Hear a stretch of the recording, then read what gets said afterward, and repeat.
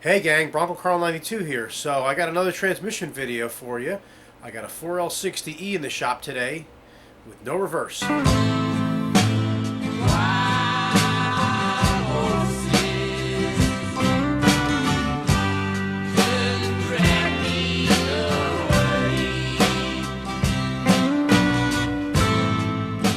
Alright, so here's today's victim. It was in a late model Suburban. Not that late. Later model Suburban. Kenny said the truck drove there, but when you put it in reverse, just makes a lot of strange noises. So I'm just doing the bleed out right now. I'll get it flipped over, get the pan off, and we'll take you along. Alright, so like I said, we got a 4L60E. Fluid actually looks kind of decent. Doesn't smell burned at all.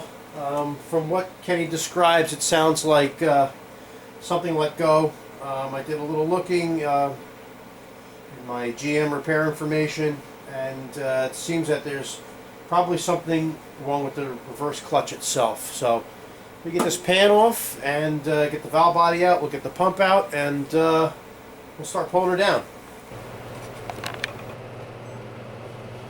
Alright, so let's get the pan off.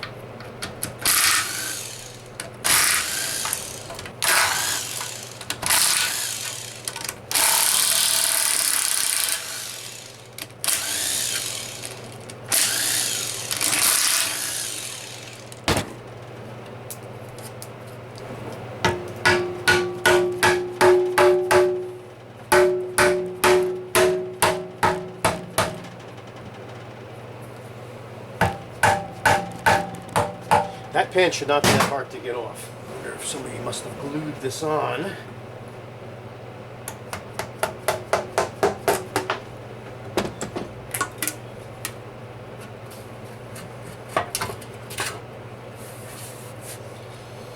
Oh boy.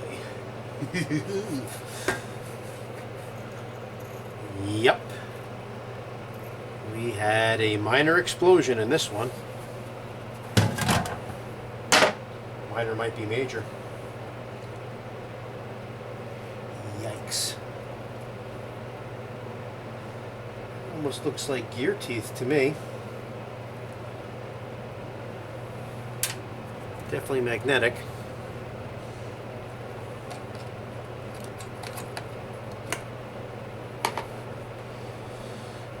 I believe Kenny has a whole nother trans for me for hard parts. We may actually need that. So we get a couple more tools. Get this valve body out. I'm going to get the case connector out. Get that out of the way first. So there's a few tabs around the side. Just want to kind of work them all in.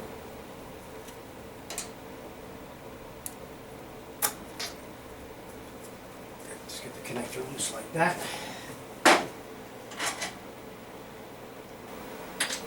Remove our valve body bolts.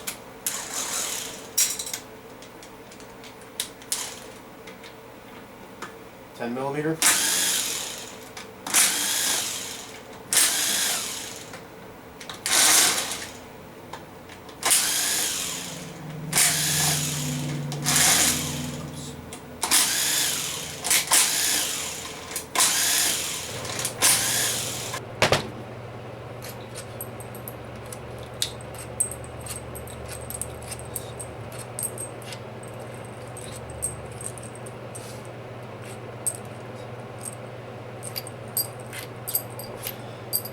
So 13 bolts with a 10mm head.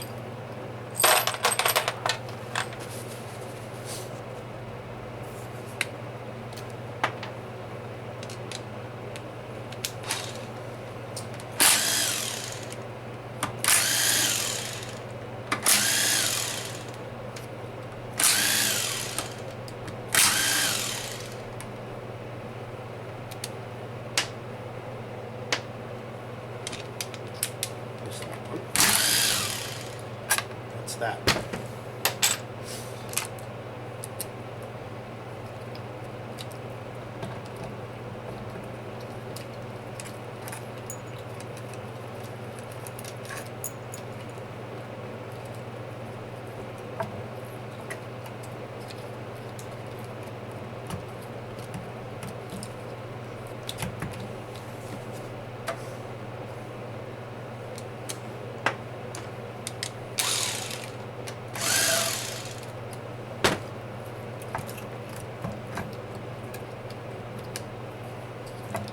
suppose I could have lifted this harness out of the way and made it a little easier for me, but... So, yeah, there's 5 bolts with an 8mm head, and there's this one more 10mm head that I missed.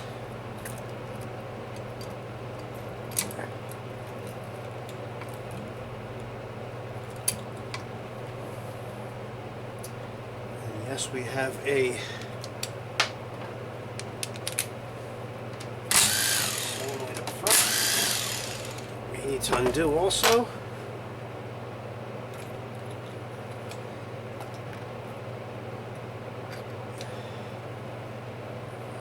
Out. Now we've got check balls in these various locations, and then they're all on the separator plate here. So what I'm going to do is I'm going to carefully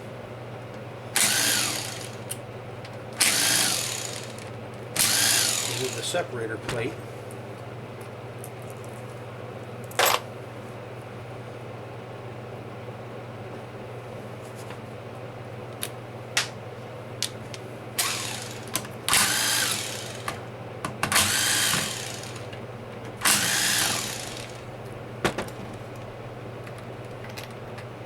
This is my first time at this rodeo here, so bear with me.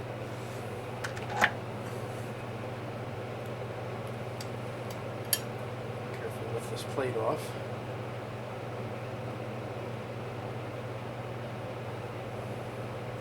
Set it aside so we don't lose our check ball locations. Although the repair kit should have locations.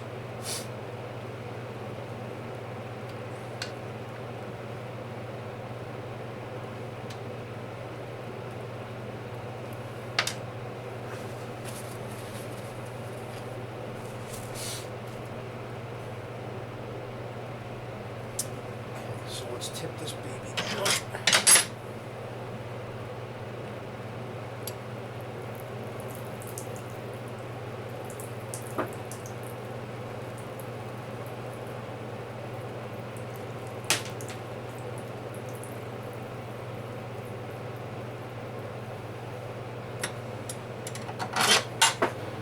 Right, so we're going to pull the oil pump out next.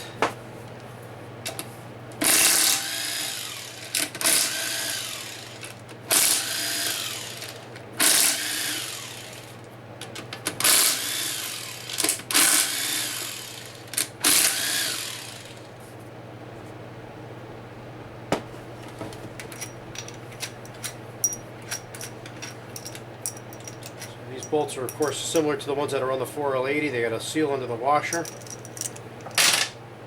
Everything just looks to be like on a smaller scale here. You may notice we have the bell housings off.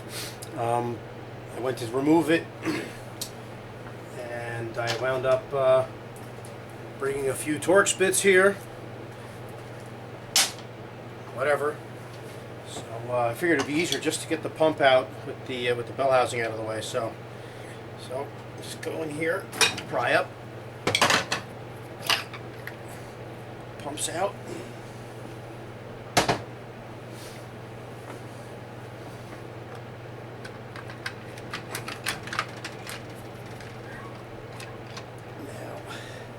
Probably best to remove the 2/4 servo on the side here. Okay, so we're going to remove the 2/4 servo cover. I'm going to put a screwdriver in here. Let's give it a couple of taps.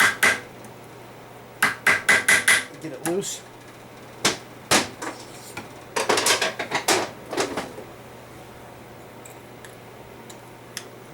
And hopefully grab it with a pick and work it out.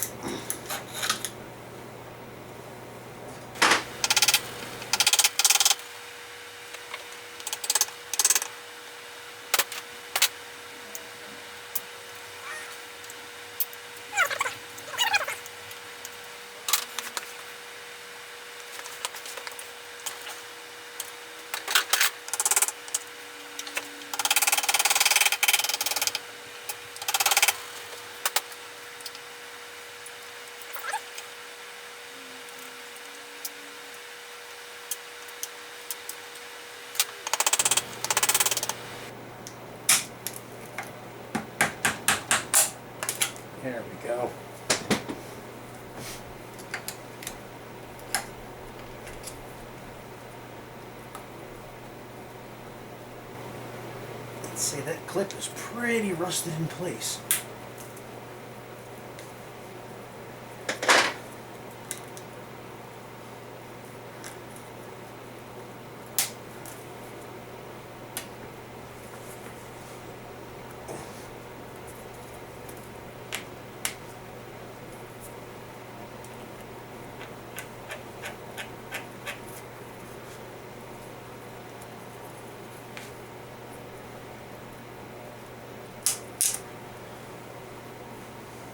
That was a workout.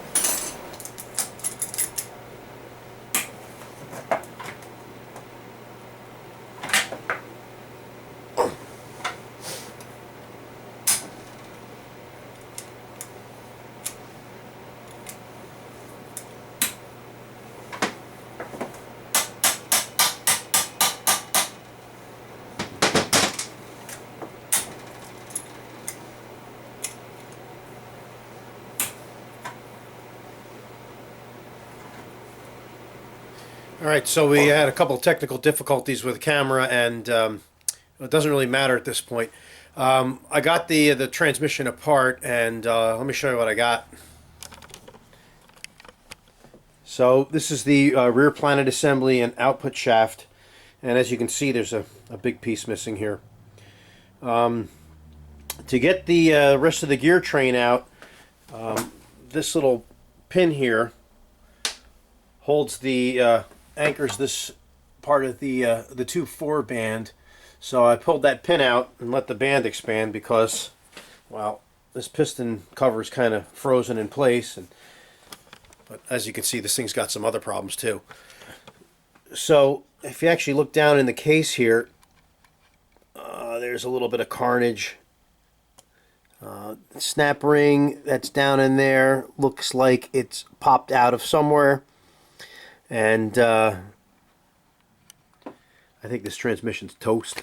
Okay, so we're back. We got another transmission here for parts, and I figured I'd show you the things that we missed because of some camera problems and some other technical difficulties we had. So anyhow, first of all is the 2/4 servo cover.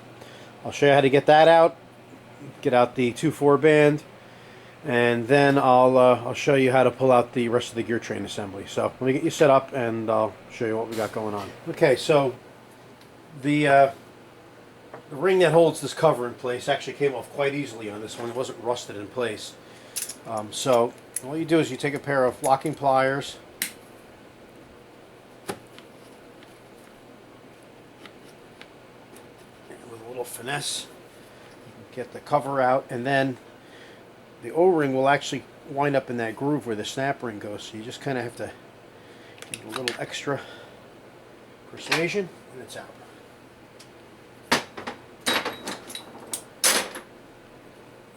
There's the cover right there, and the O-ring. Okay, next we can remove the piston assemblies. That just slides off. Take a screwdriver and just gently pop that loose. That comes off, and then there's a spring. And that's that.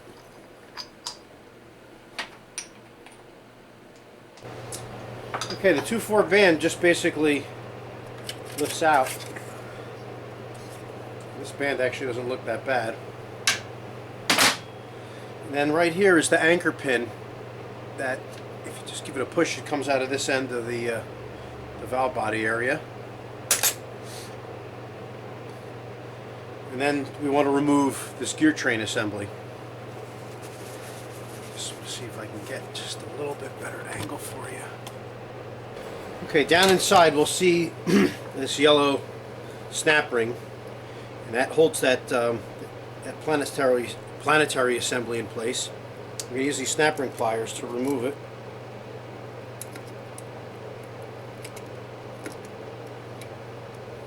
It's a little tight in there, so a little patience.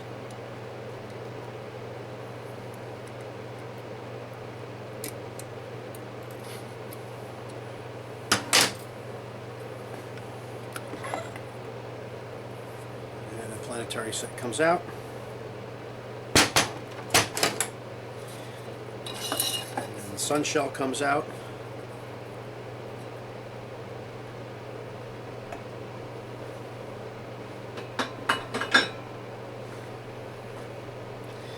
And then finally there is another snap ring here that we need to remove. So, big screwdriver.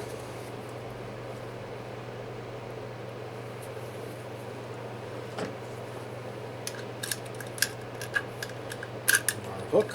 We got a lot of broken tools for the snap-on guy.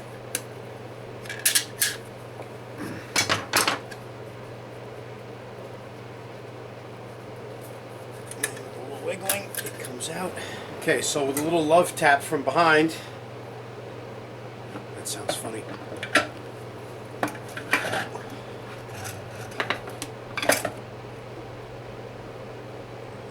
We've got our reaction plate loose, and our clutches, and our good output shaft assembly.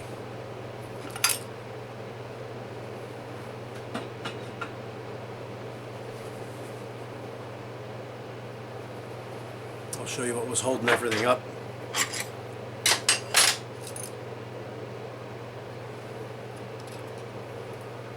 This case saver spring puts tension against that reaction plate, so it gets stuck on these on the snap ring groove here. But no worries, just don't forget to put it back in. All right, so finally down in here is our low reverse clutch assembly. To service the O-rings on that, we need to press down on that disc with all the holes. That's the spring retainer, and then there's a snap ring, and then that piston would come out. We're going to take that out only because we're going to use this piston in the other trans case. This trans case I was thinking about using, but as you can see, the valve body gasket is totally baked on here. This thing got pretty hot. So basically we're taking two trannies and making one. So okay, what did I find out so far? Well, we saw the output assembly, park wheel, planetary set, broken.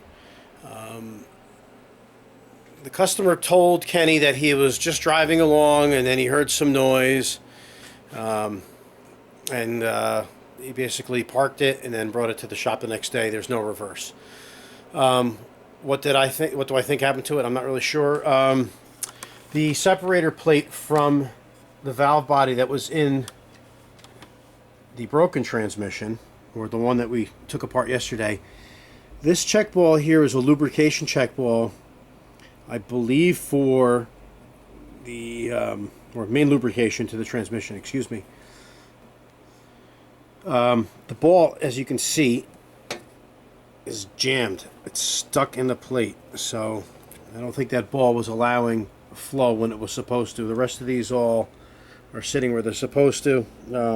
You can see that they've really peened the hell out of the separator plate, so we won't be using this separator plate. Aside from that, that transmission was pretty clean. The core tranny that Kenny brought me for the output assembly and any other stuff I need, I'm going to get the separator plate out of that. Fortunately, the gasket did not bake to that. It managed to stick to the aluminum on the trans housing and on the valve body, so we can reuse that. The 3/4 clutch on this one is really smoked. Now, I don't know if that was from overuse or what, but I mean, you could see that even these plates are totally warped. The trans right here did have a sticker on it at one time, which Kenny took off, I guess, and this was a GM Reman, so it doesn't have very many miles on it, I don't think. But you know, a lot of times when transmissions fail for clutch failure, if they're not put back together properly, clutches could fail again, and maybe that's what put this truck in the junkyard. So Anyhow, I hope, sorry the movie's all choppy and different, but it's what we had to work with. We had a few struggles. But anyhow, I'm going to get a seal kit from Kenny. I'm going to get some of these parts cleaned up. I'm going to put together a list of what I'm going to use, and hopefully have a working tranny tomorrow. So anyhow, thanks for watching, guys. Take care.